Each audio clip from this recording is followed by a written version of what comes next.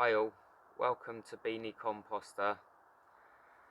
Now we've got roughly about 70 odd videos on hot composting on our channel, and we've kind of gone as far as we can with hot composting, although I've still got ideas for different experiments that kind of take quite a long time.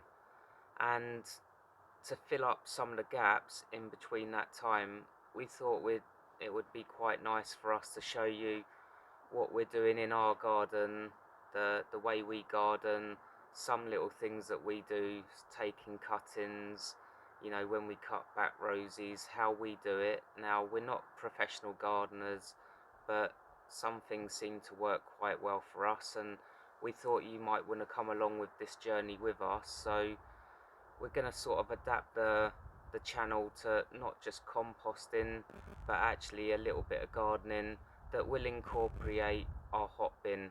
And we'll still be giving updates on the hot bin, but I just thought me and Mrs. B enjoy making the videos. I know some of you enjoy watching them, so I thought rather than just waiting months and months for the next experiment to come along, we'd show you what's going on with stuff we're doing throughout the year in our garden. Last summer we managed to get a couple of nice pots of verbena Sissinghurst from the National Trust garden centres, and they've done really well this year. And as we're approaching the end of summer, I'm starting to worry that we might lose them with like the cold weather over winter time. So today I'm going to show you how I take cuttings that we can store inside over winter, so we're definitely going to have some for next year to plant out if we do lose these. For the cuttings I do, I generally just use some old compost that's been used for a long time in a pot that we're going to just, the plants have finished flowering and we've just got it sitting about, and we use, it's quite dry and dusty, as you can see there. Then I sieve some of our homemade compost from the hot bin, so that just gets sieved into a normal container and it comes out quite nice and fine, and you've still got the eggshells and bits and pieces in there that will help with drainage, so that's also quite good. And although the cuttings don't need a lot of nutrients at the very beginning, after a while they will do, so this is actually going to be quite a good mix for you. And I also add in a handful or so of vermiculite, which just helps with absorbing the water, retaining water, and also a little bit of drainage as well. So all three of them for me seem to work really well, and I always generally get good results with this mix. So in a bucket I'll just put a handful of your Hotbin compost, a handful of the drier stuff, and a handful of the vermiculite.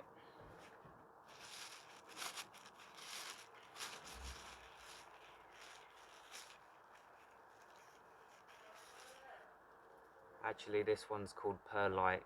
That's where I say I know nothing about gardening.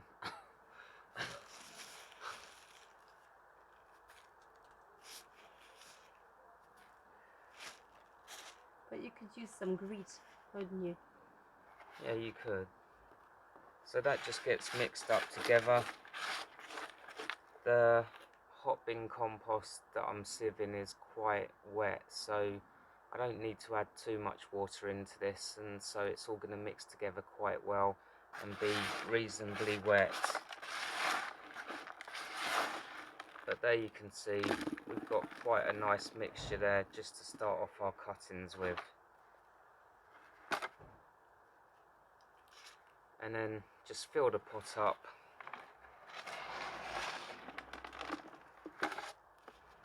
A little bit of leaf like that isn't going to make any difference, and if you've got a few worms from your Hotbin compost in there, don't worry about that.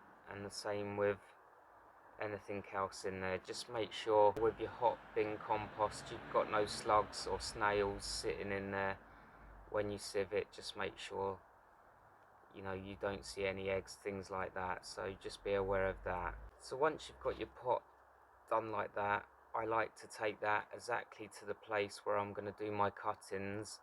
Then rather than putting them into a bag and walking halfway down the garden, we can literally just cut them from the plant, prepare them and put them straight into the soil straight away. So on this plant here, I'm looking for something that hasn't got a flower and has like a nice side shoot. Now these are like flexible but semi sort of hard, I'd say, so that's going to be ideal this time of year for me. So I just take it off right at the bottom there, and I literally just peel back the top few leaves. I just take them off with my hand, and then I'm left with that. I grab a little bit of stick from the bulking agent that's just been sitting as a mulch on the garden, and I poke a tiny bit of hole into the side, and then I can put that cutting straight in there without it getting damaged too much.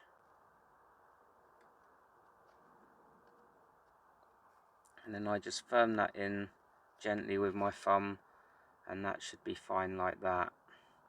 And in this pot I'm probably going to do 5 or 6 around the edges. So I'll do that, and then we go on to the next stage. So I've managed to do 6 cuttings into this pot.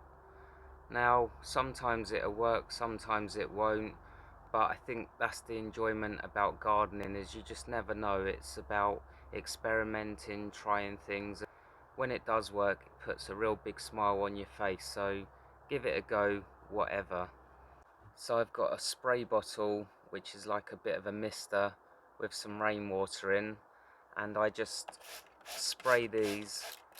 Remember, your compost was already quite damp, and I just go round until I get a little bit of water coming down the bottom.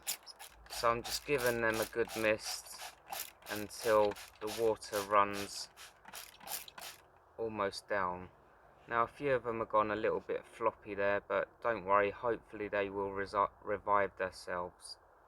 Now we love reusing stuff in this house, so I found banana bags are ideal for just covering the pot. There's no holes in, so you keep all the moisture in, whereas some fruit bags I notice have got lots of holes in where the moisture can escape from. But these banana bags seem ideal. They might have the odd 1 or 2 little holes in, but that's nothing to worry about. So we're just going to cover those over now.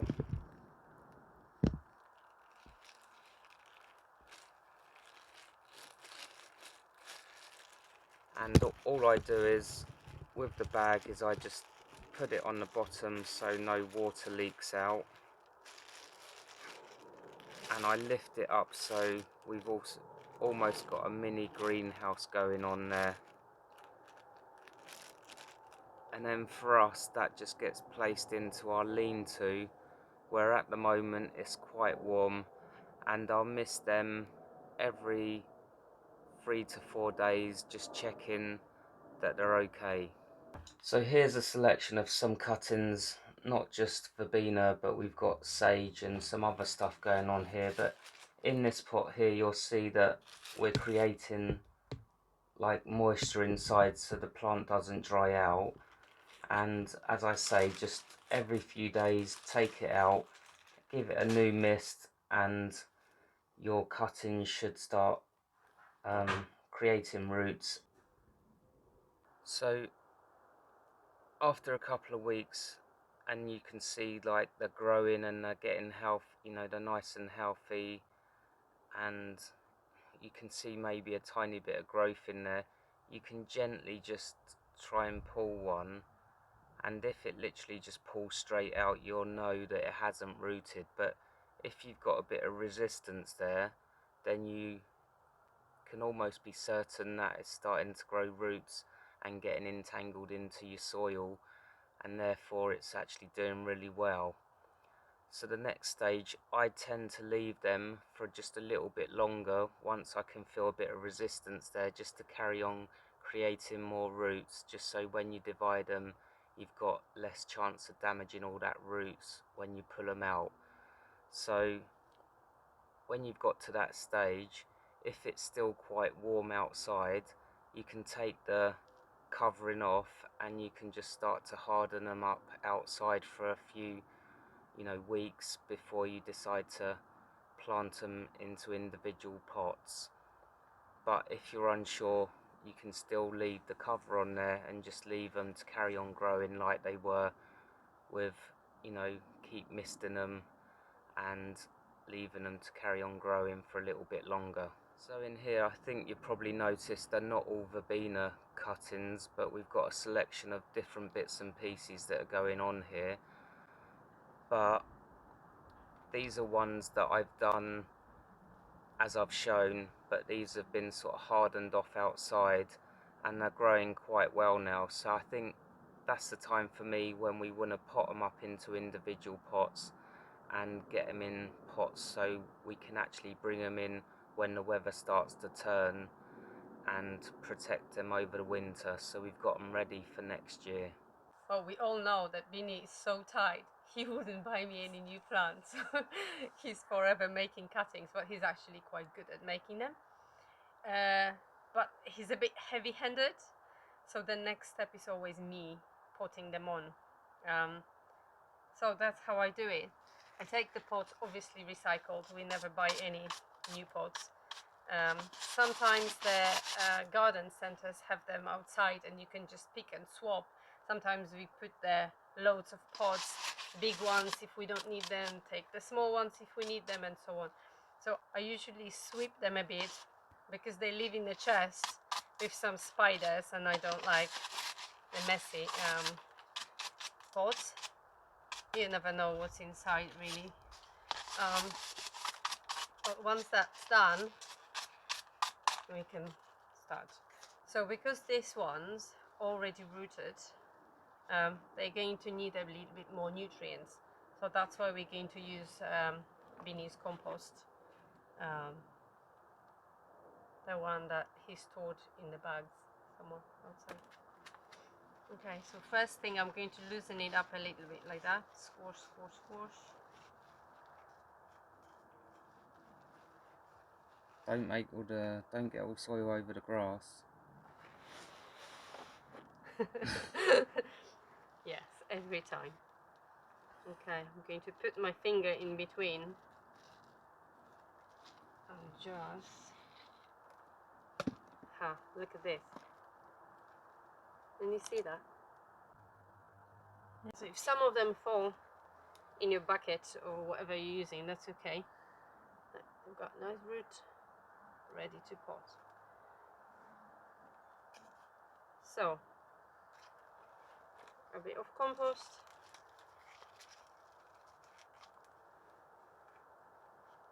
a little stick, and this time we're not going to put them on the edge, we're going to put it in the middle. So we're going to make a hole like this. Always take the plant by the leaf, because if you damage the leaf it's not going to hurt it, but if you touch the root or the stem and you break it, then it's dead. Okay, here we go. Firm it gently a bit, dress.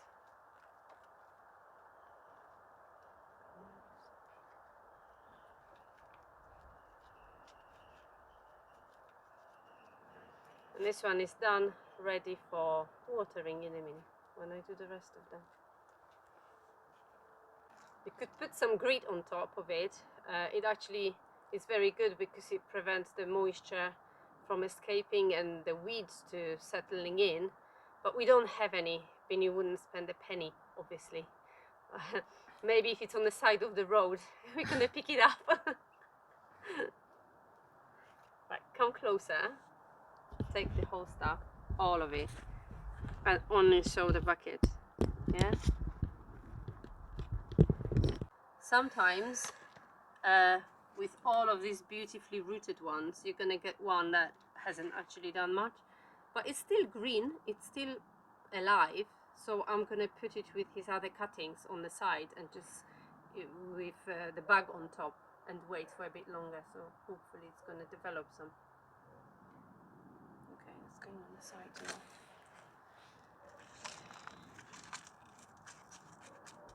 It's quite muddy, this one, isn't it? Is it good? Yes, okay.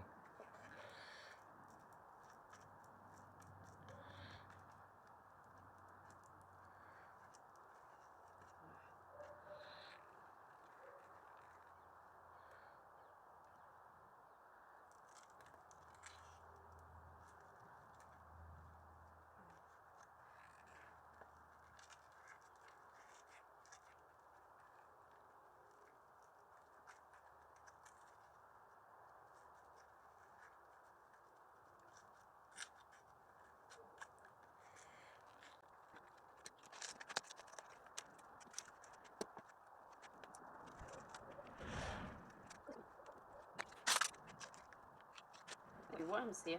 That's really good.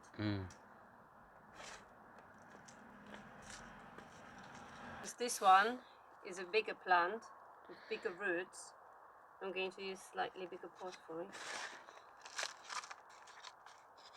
Oh, nice worm inside. That's good.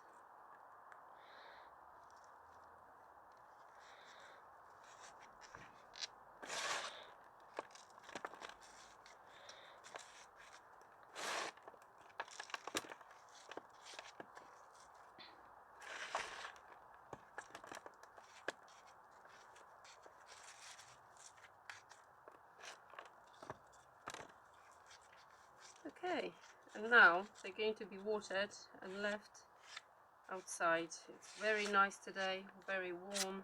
It's about 18 degrees. Not a huge...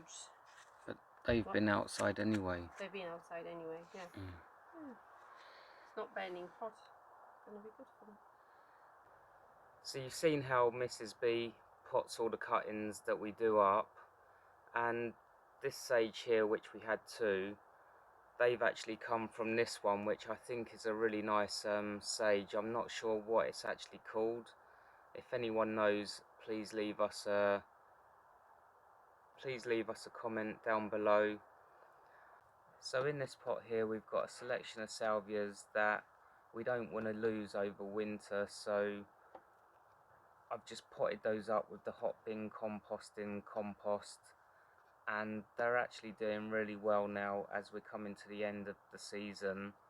But like I say, I'm able just to bring them inside so we can keep them, and we've also got cuttings that we can start spreading around the garden, because last year we ended up having, I did some real nice cuttings which turned into some nice flowers, but we ended up losing them all over the winter time. Even like the pineapple sage that was actually quite big, that each year it always comes back, this year it didn't come back, so I'm really happy that I've still got one cutting of that. So I hope this video has helped you out, maybe inspired you to do a few cuttings in your own garden.